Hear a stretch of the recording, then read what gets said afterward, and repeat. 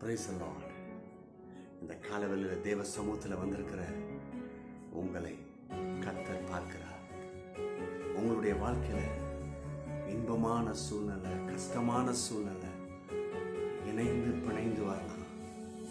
என் இன்ப துன்ப நேரம் நான் உம்மை சேருவேன்.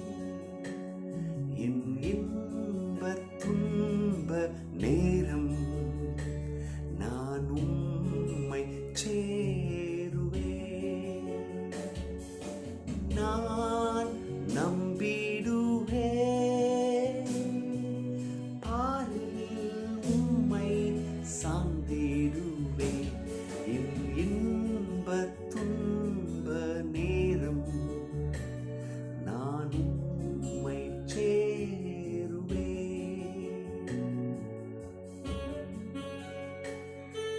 அவர் சமூகத்தில் சேருவோம். அதை கர்த்தர் அலங்கரிப்பார். அந்த வாழ்க்கைக்குள்ள மகிமையை கொடுப்பார். ஆமென். சோத்திரமப்பா, நன்றி ராஜா. நான் நம்பிடும் தெய்வம் இயேசுவே என்றும் நான் நம்பிடுவேன். நான் நம்பிடும் தெய்வம் இயேசுவே நான் என்றுமே நம்பிடுவேன். தேவனே ராஜனே ஏற்றி என்னை தாங்கிடுவார். தேவனே ராஜனே ஏற்றி என்னை தாங்கிடுவார். என் இன்ப துன்ப நேரம் நான் உம்மை சேருவேன். ஹல்லேலூயா. கர்த்தர் இடத்துல சேருவோம். நமக்கு பதில் உண்டு, நமக்கு வாழ்வு உண்டு. ஒட்டஞ்சு போயிருக்கிறீங்களா? உங்களுக்கு வாழ்வு உண்டு. அவர் சமூகம் நம்மை உருவாக்கும். Hallelujah. Praise the lord, praise the lord, praise the lord. இன்னைக்கும் வேதத்தில் இருந்து ஒன்று பார்ப்போம். ஹல்லேலூயா. சோத்திரம்.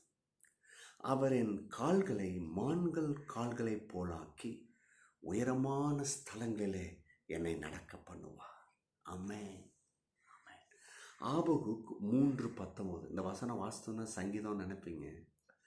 ஆபகுக் 3:19. இது கூட பாட்டு தான். இதை ஒரு ஸ்ட்ரிங் இன்ஸ்ட்ருமெண்ட்டில் பாடியிருக்கிறாங்க. பாடி ஐயா, என்ன அற்புதமான காரியம்.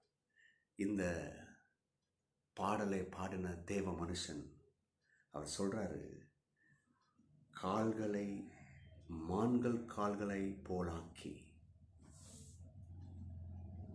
ஏன் இந்த மான் கால்களுக்கு ஒப்பிட்டு சொல்லணும்? அது எவ்வளோ ஸ்பீடாக தெரியுமா ஓடும்?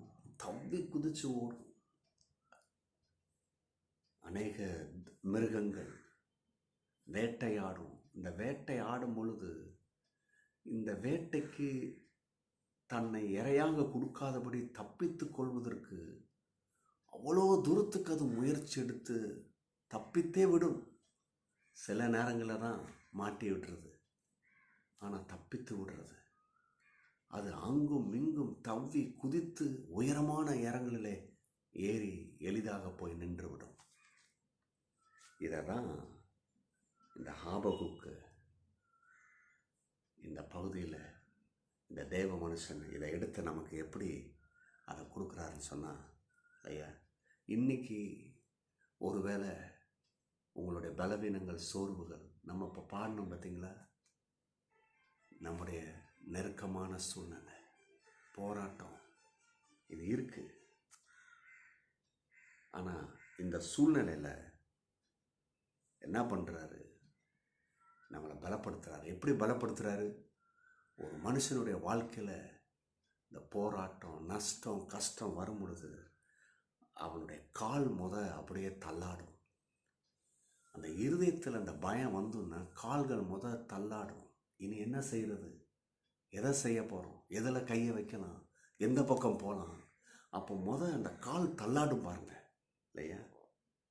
ஆகவே தான் இந்த தெய்வ மனுஷன் சொல்கிறாரு, தேவனை கத்தரை எந்த மனுஷன் நம்பி இருக்கிறானோ அவன் கால்களை மான்கள் கால்கள் போல ஆக்குகிறார். எப்படி துள்ளி குதித்து ஓட முடியாது, நடக்காது, வாய்ப்பில்லை என்ற காரியத்தை செய்ய வைப்பதற்கு நம்ம கால்களை மான்கள் கால்களை போல ஆக்கி உயரமான ஸ்தலங்களில் நடக்க பண்ணுறாராம். சும்மா கீழே இல்லை, உயர்வு. அவன் கவனிங்க, உயர்வு வாழ்வு இதெல்லாம் மனுஷன் யாரையோ பார்த்துக்கிட்டு அதை வாஞ்சிக்கிறதுனால வர்றதில்ல. இல்லை எங்கேயோ மனுஷன் கையில் இருந்து, ஏதோ ஒரு மனுஷ கையில் இருந்து, ஏதோ ஒரு ராஜ்யத்திலிருந்து வர்றதில்லை. இது கர்த்தர் கையிலிருந்து வர்றது. எது? நம்முடைய மகிமை, நம்முடைய மேன்மை, நம்முடைய பலன், நம்முடைய ஆசீர்வாதம், நம்முடைய உயர்வு எல்லாம் கர்த்தர் கொடுக்குறார். அப்போ பாருங்கள், எந்த மனுஷன் கர்த்தரை நம்புகிறானோ அந்த மனுஷனை கர்த்தர் பலப்படுத்துகிறார். இன்றைக்கி உங்களோட பலவீனங்கள், ஒருவேளை உங்களுடைய பிஸ்னஸில் நீங்கள் போராடி தோற்று போய் தலகுனிஞ்சு இருக்கலாம். நான் சொல்கிறேன்னா என்ன, இது என்னுடைய வார்த்தை இல்லை.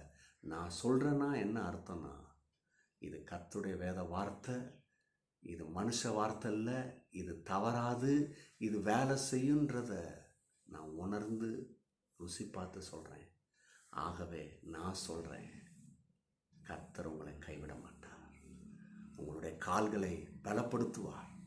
உயரமான ஸ்தலத்திலே நடக்க பண்ணுவார். God bless you. Bye-bye.